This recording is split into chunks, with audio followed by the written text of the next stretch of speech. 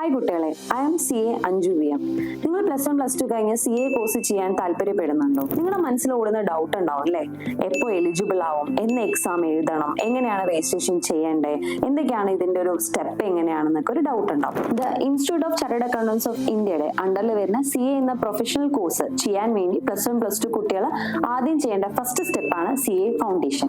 CA foundation എന്ന് പറയുന്നത് eligibility, registration ചെയ്യാനുള്ള എലിജിബിലിറ്റി എന്ന് പറയുന്നത് 10ാം ക്ലാസ് കഴിഞ്ഞാൽ നിങ്ങൾക്ക് രജിസ്ട്രേഷൻ ചെയ്യാം. അത് കഴിഞ്ഞ് എക്സാം എഴുതണം എന്നുണ്ടെങ്കിൽ +2 ബോർഡ് എക്സാം അപ്പിയർ ചെയ്തിരിക്കണം, +2 ബോർഡ് എക്സാം എഴുതിയിരിക്കണം. സോ അതിൽ +1 +2 ഏത് സ്ട്രീം എടുത്താലും, സയൻസ് ആണെങ്കിലും കൊമേഴ്സ് ആണെങ്കിലും ഹ്യൂമാനിറ്റീസ് ആണെങ്കിലും ഏത് സ്ട്രീം ആണെന്നുണ്ടെങ്കിലും CA ഫൗണ്ടേഷൻ എക്സാം എഴുതാൻ എലിജിബിൾ ആണ്. ഒരു വർഷം 3 പ്രാവശ്യമാണ് CA എക്സാം നടത്തുന്നത്. January, May, September. January, May, September ഏത് അറ്റംപ്റ്റ് എഴുതണം എന്നുണ്ടെങ്കിലും ആ അറ്റംപ്റ്റിന്റെ 4 മാസം മുന്നേ നിങ്ങൾ CA ഫൗണ്ടേഷന് രജിസ്ട്രേഷൻ ചെയ്തിരിക്കണം.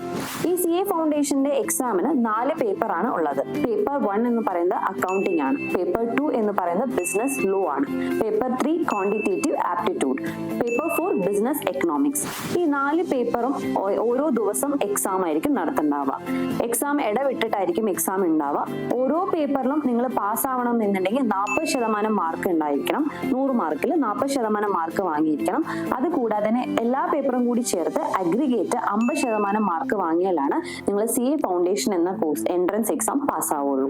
ഈ രണ്ടാമത്തെ പേപ്പർ, ആദ്യത്തെയും രണ്ടാമത്തെയും പേപ്പർ എന്ന് പറയുന്നത് സബ്ജക്റ്റീവ് ടൈപ്പ് ക്വസ്റ്റ്യൻ ആയിരിക്കും വരിക, റിട്ടേൺ എക്സാം ആണ്. അതേപോലെ തന്നെ 3ാമത്തെയും 4ാമത്തെ പേപ്പർ എന്ന് പറയുന്നത് മൾട്ടിപ്പിൾ ചോയ്സ് ക്വസ്റ്റ്യൻസ് എക്സാം ആയിരിക്കും. സോ മൾട്ടിപ്പിൾ ചോയ്സ് ആയതുകൊണ്ട് തന്നെ നെഗറ്റീവ് മാർക്ക് എന്തായാലും ഉണ്ടാവും. ഒരു തെറ്റ് മാർക്കിന് 0.25 മാർക്സ് ആയിരിക്കും നിങ്ങൾക്ക് നെഗറ്റീവ് ആയിട്ട് പോവുക.